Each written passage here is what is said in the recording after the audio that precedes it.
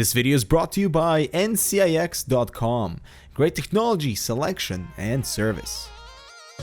Hello everybody, I'm Aiden with Hardware Canucks, and today we'll be taking a look at the Yaro 2 system from Kanto. This stereo system is priced at $449 for the set, which includes the two passive speakers and the Yaro 2 amp. The set is aimed at desk use as well as TV and home theatre use, with Kanto marketing the Yaro 2 as being a simple and easy to use system with a small footprint. The system has a gloss black finish with a soft rubber finish on top, and the design language is very reminiscent of the Apple TV, and overall it pulls off this look very well. However, both the glossy surface and the rubber finish show wear very quickly. The gloss will show dust and is a fingerprint magnet, and you'll notice any dust or wear on the rubber as well. If you're keeping the speakers stationary without touching them like most people will be, this probably won't be an issue, but if you're moving them around frequently, be ready to bust out that microfiber cloth, something which would have been nice to include. I can't really lay into them on not including a cloth however, as they've done really well with accessories. Included batteries for the remote is a nice gesture, and the inclusion of two optical cables at different lengths is awesome, as most companies don't even include them, and most people don't have them lying around. Also in the box is the included remote, AC adapter, speaker wires, USB cord for connection to your PC, and a 3.5mm cable. And I guess on the note of cables, we should take a look at the available ports. Since all the speakers are passive, all the inputs and outputs are handled directly on the Yaro 2 amp. On the back are your left and right speaker connections, as well as a port for an optional sub. You also have your power port with the included power brick and your three outputs, AUX, optical, and USB. These are probably the most versatile ports I could have included, as it covers use with mobile devices, PCs, TVs, and game consoles.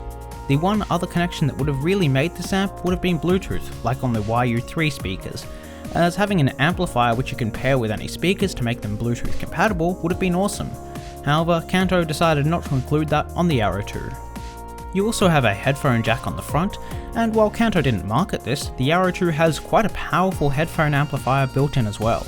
To control all of these connections, you have an infrared remote with source selection, 12 stops of bass and treble adjustment, balance control, playback control for use with USB connection, as well as volume adjustment. The remote takes two included AAA batteries and has a similar finish to the amp and speakers. On the topic of the speakers, they feature a 1-inch silk dome tweeter and a 3.5-inch paper dome woofer, housed in an acoustic-grade MDF cabinet. The Yaro 2 puts out a fair bit of power as well considering its size, pushing 35 watts RMS per channel. With all of these specifications and the physical overview done, I'll start to talk about how I've found the system in day-to-day use. Now, I initially placed and tested these speakers at my desk. However, the more I used them, the more I realized that the feature set tends to lean itself towards sound system use as well, so I also tested this in a TV room and home theatre scenario. So I'll start with usability. At the desk, I found myself using these like any other speakers. I used the USB connection for my PC, and while it's nice to have a large volume control in front of me, I didn't end up using any other inputs, and I didn't really use the remote. It just feels clunky for desk use. It stayed in my drawer most of the time, besides occasional bass and treble adjustment. The Yaro 2 has a built-in standby mode, so if you leave it on without any signal coming through it, it will go into standby, and then wake up when it detects a signal again. This can be nice to save some power, and if you're coming back to it later, you can leave it on. Personally, I fully power off everything when I'm not using my PC, so this meant that when I came back, I was powering it on from scratch. This was frustrating as it wouldn't remember settings, so I would have to change inputs, volumes, and adjust bass or treble again, which was really frustrating. On a good note however, having the headphone jack on the front is nice, as it allows for easy connection of your headphones to a high quality source. It has the benefit of going through the Yaro 2's DAC as well, which means that you're getting cleaner audio, and the Yaro 2 also has a very powerful headphone amp. My PC needs about 70% volume to drive my K7XX headphones at a comfortable volume, whereas the Yaro 2 can pump these way further, to the point where it would blow your ears out. By the time the Yaro 2 is maxed out, these cans' distortion has hit them to the point where you can barely recognize the music. I would feel comfortable with this driving headphones with a much higher impedance, and that feature set is one that's quite appealing. Having a powerful headphone amplifier makes the Yaro 2 a much more 2-in-1 system, and it's a great feature. Now in terms of sound, these speakers sound pretty decent at my desk, but I wasn't super impressed. They offer a fairly flat response with pretty good soundstage. However, I found that they lacked in bass and especially fell short in very low register sounds. The mid-range was fairly strong, but the high range fell flat in certain genres, and overall I found that the speakers were lacking in clarity and punch. I found that turning up the bass on the remote helps to fill this out a little more, but even so it was still fairly underwhelming. They also sound a bit thin by themselves and they lack warmth, with the high register being a little harsh at times. On a volume perspective, they get very loud, which is due to the powerful Yaro 2 amplifier, and I'll branch on that a little more later. That's not to say they're bad, but I don't think they're that competitive on a pure sound perspective, when they're competing with speakers like the Audio Engine A5 Pluses. They're not what I would call fun speakers, and they're not flat enough with enough range to be studio monitors either, so they're left in this weird middle ground. If you're planning on having the speakers live solely on the desk, these might not be for you, but part of this system is the expandability and features, and if you're moving the speakers around, this feature set might appeal to you. This brings us to the next area, which is a TV room.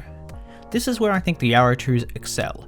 The small footprint and design lends itself well to an upgrade to the inbuilt TV audio, and the optical port on the Yaro 2 means that this can work with your TV or other devices, like a game console, DVD player, or something like the Apple TV.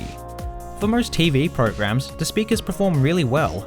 They're clear and they sound great, and for TV watching, which is more reliant on the mid-range and is less critical in terms of sound, they will provide a much better experience. The remote also comes into play here, as being able to switch inputs easily if you're changing devices and controlling volume is really handy, and overall it works well. Now, the last area I tested this in was a home theatre / movie watching experience. I was simultaneously impressed and disappointed in this area. I was really impressed by how much power the Yaro 2 can push. I could get these speakers to volumes which were way beyond comfortable listening levels even in this really large space, which is really impressive. Even with larger speakers, the Yaro 2 could push them to be much louder than I could ever want, and it did really well for that. The speakers also sounded really good for movies, with clear and detailed sound, with very good soundstage, and they performed really well except for one element, which is bass. As I said earlier, adding more bass via the remote helps listening in almost all areas, but you don't really get any rumble, which you especially need in movies. The amplifier does have a sub port, and once I added in a subwoofer the sound became fuller, and I was extremely satisfied with the sound. If you're going to be using this for a home theatre movie watching experience, a subwoofer really helps. In other scenarios, the speakers most definitely benefit from a woofer, but you can get away without them. So my final thoughts are mixed. For me, the Yaro 2 amplifier is certainly the star of the show. The range of features, built-in high-quality DAC, powerful headphone and speaker amplifier, and the small footprint makes it an awesome portable amplifier. It seems versatile and high quality, and I can see the range of use cases being really appealing to many people. However, I can't help but feel a little underwhelmed by the accompanying speakers. They're by no means bad, but they seem a little lackluster compared to the Yaro 2 amplifier. The poor bass and generally average overall range and clarity of the speakers doesn't really impress me, which is a shame. If you're not a super critical listener and you just want a matching pair of speakers for the Yaro 2 that sound good enough, these will certainly do, but for anything more than that, you might want to look elsewhere. So that concludes this review. Thank you for watching everyone. Feel free to let us know what you think about this system and this review down below. I'm Aiden with Hardware Canucks. If you enjoyed the review, hit that like button, don't forget to subscribe for more similar content, and we'll see you in the next one.